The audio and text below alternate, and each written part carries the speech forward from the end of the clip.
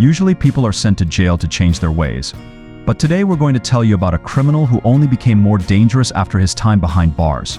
He learned the tricks of the trade in prison and came out stronger.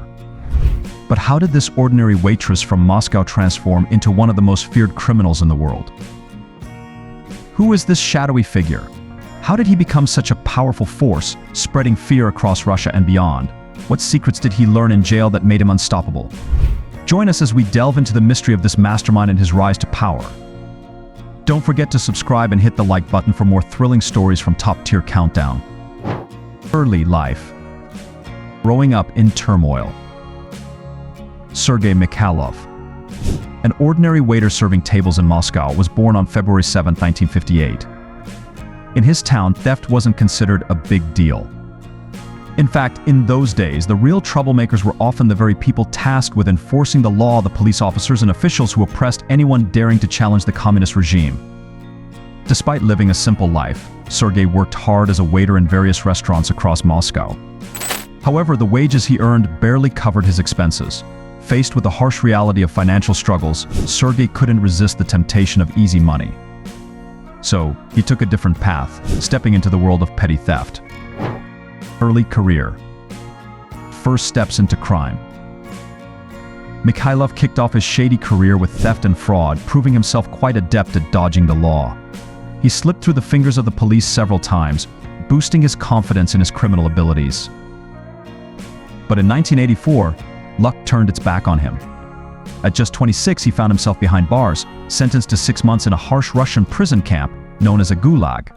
These places were infamous for their brutal conditions and tough treatment of inmates. However, instead of breaking him, this stint in the gulag became a pivotal moment for Mikhailov. Inside, he rubbed elbows with seasoned criminals, including members of the Russian Mafia. These connections became his ticket to a new life of crime. Behind bars, Mikhailov didn't just serve time, he served as an apprentice to some of the most seasoned criminals in the country. Surrounded by members of the Russian Mafia, he soaked up their wisdom like a sponge, learning the intricacies of the criminal underworld that eluded him on the outside. In the confines of the gulag, where others saw only despair, Mikhailov saw potential. He forged alliances, not just with his fellow inmates, but with the very architects of Russia's criminal empire. These connections weren't just fleeting friendships, they were the foundation upon which he would build his own criminal dynasty. When he emerged from those prison gates, Mikhailov wasn't just a reformed man, he was reborn as a force to be reckoned with. Armed with the knowledge and connections he gained during his time in the gulag, he set out to carve his own path to power, leaving behind the life of a small-time thief and stepping into the role of a bona fide crime lord. Rise in the crime world. Building the Solntsevskaya organization. After serving his time, Sergey Mikhailov emerged from prison with a newfound determination. He didn't just want to survive, he wanted to thrive. And so he set his sights on creating something big that would strike fear into the hearts of those who dared to oppose him. Thus, the Solntsevskaya organization was born. With Mikhailov at the helm, this group didn't just toe the line of legality, they obliterated it. From extorting money to counterfeiting currency, they operated in the shadows, taking what they wanted and leaving a trail of fear in their wake. Rival gangs may have tried to challenge them, but none could stand against the might of the Solntsevskaya. They weren't just a criminal organization, they were an unstoppable force, spreading their influence like wildfire across Russia. People trembled at the mere mention of their name, knowing that crossing paths with the Solntsevskaya meant risking everything. But for Mikhailov and his crew, staying on top wasn't just a goal, it was a way of life. They did whatever it took to maintain their stranglehold on the criminal underworld, ensuring that they remained the biggest badass gang in the country. Expanding operations. Once Sergey Mikhailov had dealt with his competition, he decided to broaden his horizons. He started to dabble in more serious stuff like selling weapons, sneaking into legitimate businesses, and cleaning up dirty money. With him leading the charge, the Solntsevskaya organization grew bigger and scarier, spreading its influence all over Moscow and beyond, throughout Russia. His power knew no bounds, and the money just kept rolling in steadily. Under his guidance, the Solntsevskaya group became not just a criminal organization, but the biggest, most organized, and most feared one in the whole country. Mikhailov's arrest. Facing the law. But in 1989, the world of crime held its breath as Sergey Mikhailov, once again, found himself in the cold embrace of prison walls. Accused of extortion, he faced the daunting prospect of a lengthy trial behind bars. Yet just when it seemed like his fate was sealed, a twist of fate intervened, shattering expectations and setting the stage for a dramatic turn of events. As the main witness against him suddenly recanted, refusing to testify, Mikhailov's release became imminent. With the weight of uncertainty lifted from his shoulders, he emerged from the confines of the prison, his resolve stronger than ever before. But little did anyone know, this was just the beginning of a saga that would shape the criminal underworld of Moscow in the years to come. Exploiting the chaos, taking advantage of political turmoil. Amidst the chaos following the collapse of the Soviet Union, Sergey Mikhailov and his fellow Mafia bosses didn't just see turmoil, they saw opportunity. Like cunning predators, they pounced on the chance to seize power, and they didn't hold back. With little resistance, they infiltrated government ranks, twisting the system to their advantage. It was a wild, no-holds-barred scramble for control, and the Russian Mafia emerged victorious, claiming dominion over everything they laid their eyes on. But they didn't stop at the basics. Oh no, they went for the jugular, taking over financial institutions, casinos, and even car shops with brazen audacity. They pushed boundaries and shattered limits, extending their reach to the very heart of power, and even gaining control over Vnukovo Airport. Their grip extended to every corner of vice and commerce, from prostitution and gambling to the arms trade. It was as if they owned the world itself. At the center of this empire stood Mikhailov's organization, a formidable force to be reckoned with. Their headquarters on Leninsky Prospect exuded an air of invincibility, from which they orchestrated their global operations with ease.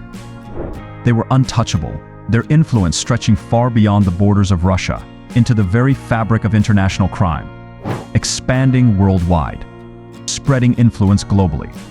In 1994, Mikhailov made a bold move to expand his criminal empire beyond Russian borders. Venturing into Israel with a fake passport, he established a base of operations, leveraging the country's unique laws to his advantage. From there, he forged alliances with criminal syndicates across the globe, from the Colombian cartels to the Italian Mafia, spreading his reach into the United States, Italy, and beyond. With each new connection, his power grew, solidifying his status as a true kingpin of the underworld. The money game. Establishing financial networks. In 1995, Sergey Mikhailov went to Switzerland and created a complicated system of bank accounts and businesses using well-known names. Swiss court documents say that Russian criminal groups washed around $60 billion through Swiss banks. Mikhailov lived a luxurious life, sending his kids to fancy schools, buying a big house near Geneva, and driving a Rolls-Royce. But the Swiss government started getting tough on Russian criminals moving in. Trouble in Switzerland. Legal challenges.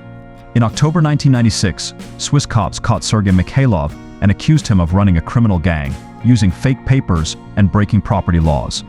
They found gear from the Israeli military in his house, which he used to spy on Swiss police. They also found lots of papers about washing dirty money and doing illegal stuff.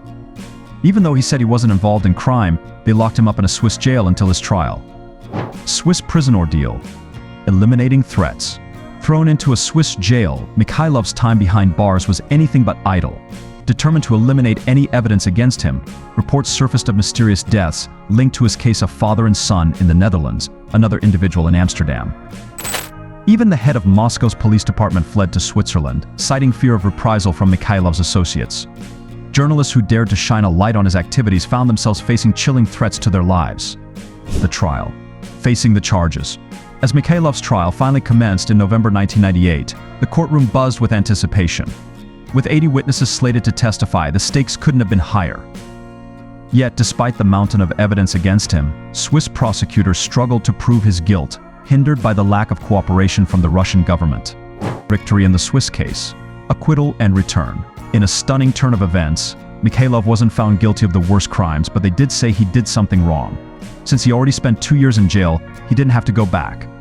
When they let him out in December 1998, he went back to Russia. He sued Canton Geneva for the money he lost while he was in jail and got all of it. He was really happy and thanked the people who decided his case. He said he still believed in democracy, law, and justice. Continuing the empire. Ongoing criminal activities. Even with all the problems with the law, Mikhailov kept making his criminal group bigger. Fueled by his insatiable thirst for power and wealth, he continued to expand his criminal empire, amassing billions of dollars and gaining notoriety on a global scale. Today, he remains one of the most feared figures in the Russian underworld, living a life of opulence and influence. His story serves as a chilling reminder of the immense reach and resilience of the Russian Mafia, a shadowy force that lurks in the depths of society, ready to assert its dominance at any cost.